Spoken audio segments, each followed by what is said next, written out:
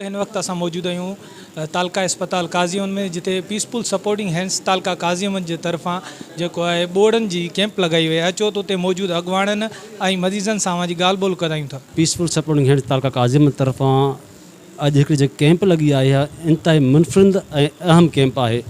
जेकी कैंप आहे ॿोड़ेपन जी कैंप आहे, यानी कि कननि खां जेके ॿार नथा ॿुधनि, ॿार नंढो वॾो मर्द औरत जो कननि खां नथा ॿुधनि, उन लाइ हिकिड़ी कैंप मुनक़िद कई वई आहे, जेकी सिंध में मां सम्झां थो first time peaceful supporting hands तालका काज़ीअमन तरफ़ां लॻाई वई आहे। ऐं हिन कैंप में मुख़्तलिफ़ ज़िलनि खां माण्हू पिया अचनि। असांजो जीअं इहो हो त कैंप में सिर्फ़ु फ़क़ति काज़ीअमन जा या तालके जा माण्हू ईंदा, पर न हिन कैंप में न हैदराबाद खां माण्हू आया आहिनि, नौशहरे खां माण्हू आया आहिनि, मोरे खां माण्हू आया आहिनि, दौलतपुर खां माण्हू आया आहिनि, सकण खां माण्हू आया आहिनि। मुख़्तलिफ़ जॻहनि खां माण्हू अचनि पिया। अञा सिलसिलो अचण जो जारी आहे। जॾहिं त असां हिकु हफ़्ते खां रजिस्ट्रेशन शुरू कई हुई। हिकु हफ़्ते में असांजे जीअं इहो हो त असांखे 50 या 60 पेशेंट मिलंदा, छो त कि मुनफ़रिद ऐं माण्हू इन तरफ़ न ईंदा। पर जॾहिं असां रजिस्ट्रेशन शुरू कई त रजिस्ट्रेशन में असांखे 150 खां मथे माण्हू मिलिया, 170 180 माण्हू मिलिया। उन खां पोइ जॾहिं असां सुबुह जो हिते असां कैंप ते आयासीं, जॾहिं अनाउंसमेंट कैंप जी थियल हुई, कैंप 1 बजे थींदी, ऐं त माण्हू हिते जेके वेठल हुआ उहे माण्हू 9 बजे हिते पुॼी चुका हुआ, यानी कि मुख़्तलिफ़ ज़िलनि खां माण्हू पहुतल हुआ।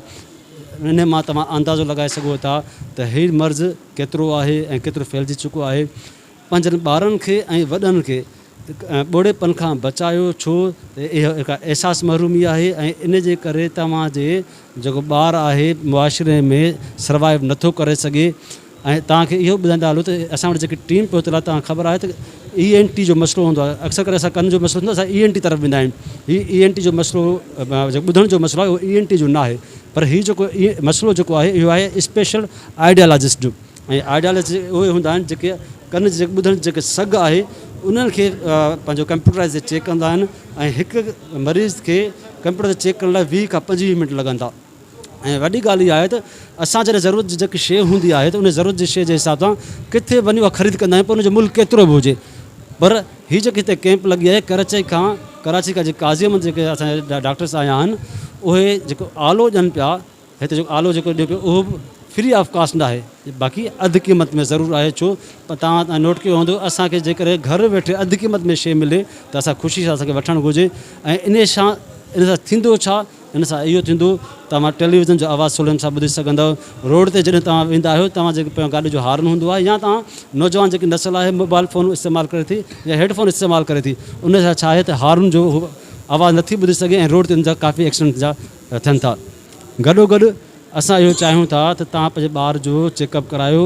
हैंड सपोर्टिंग जे तरफ़ां जेका हीअ कैंप काज़ीअमन सिविल हॉस्पिटल काज़ीअमन में लॻाई वई आहे ॿोड़नि जे लाइ, जंहिंमें तव्हां ॾिसी सघो था पाण त तमामु ग़रीब मिसकिन माण्हू जेके हिते अचनि पिया, जंहिंखे काफ़ी तकलीफ़ आहे। जीअं त असांजी हिते या लोकल में को बि ॿोड़नि जो हिते डॉक्टर वग़ैरह जी सहूलियत मुहैया कोन्हे, जंहिंजे करे हीअ जेको आहे तमामु जसलणनि दोस्त जंहिं हीअ हेॾो प्रोग्राम हेॾी कैंप जेका असां अरेंज कई आहे ऐं ग़रीब मिसकिन माण्हुनि जी सपोर्ट कई आहे। ऐं हिते जेको असां मूं पाण विज़िट कया, जंहिंमें अद्वियात खां वठी करे जेका मशीन ताईं बि फुल 50% खां लेस देन सपोर्ट कनि पिया, ऐं तमामु घणी ख़ुशी थी। ऐं अहिड़ियूं कैंपूं लॻणु खपनि।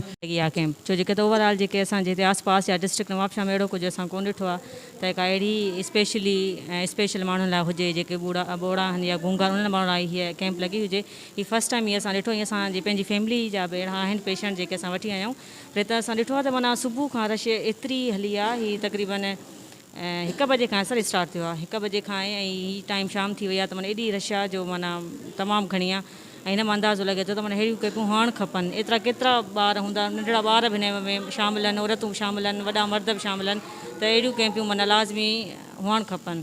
असांजे शहर काज़ीअमन में पीसफुल सपोर्टिंग हैंड तालका काज़ीअमन जे तरफ़ां ही पंहिंजो कननि खां जेके ॿोड़ा असांजा बुज़ुर्ग आहिनि, बुज़ुर्ग औरतूं आहिनि, नंढड़ा ॿार आहिनि, जेके पैदाइशी बि घणा ॿोड़ा आहिनि, या के हादसाती तौर ते कॾहिं पंहिंजो ज़ख़्मी थींदा आहिनि, या कंहिं बीमारी जी वजह सां उन्हनि जे ॿुधण जी जेका शक्ति आहे उहा पंहिंजो ख़तमु थी वेंदी आहे।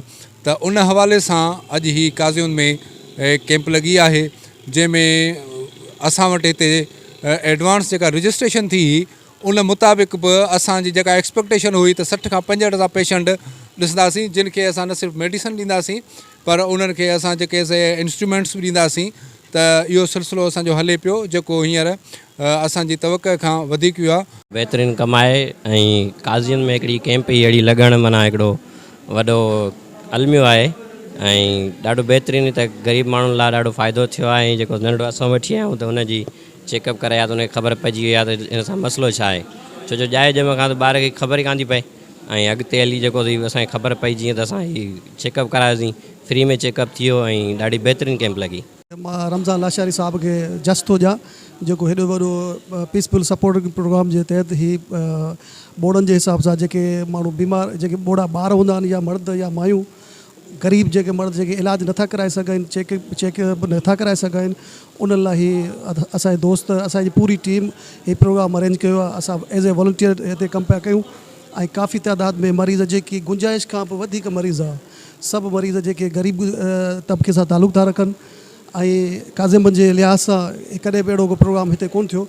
सपोर्टिंग हैंड्स तलका काज़ीअमंद पारां अॼु तलका अस्पताल काज़ीअमंद में ॿोड़ेपन जी कैंप मुनक़िद कई वई ऐं कैंप हले पई। तव्हां ॾिसंदव असांजे बैक में त पेशेंट अञा ताईं हलनि पिया।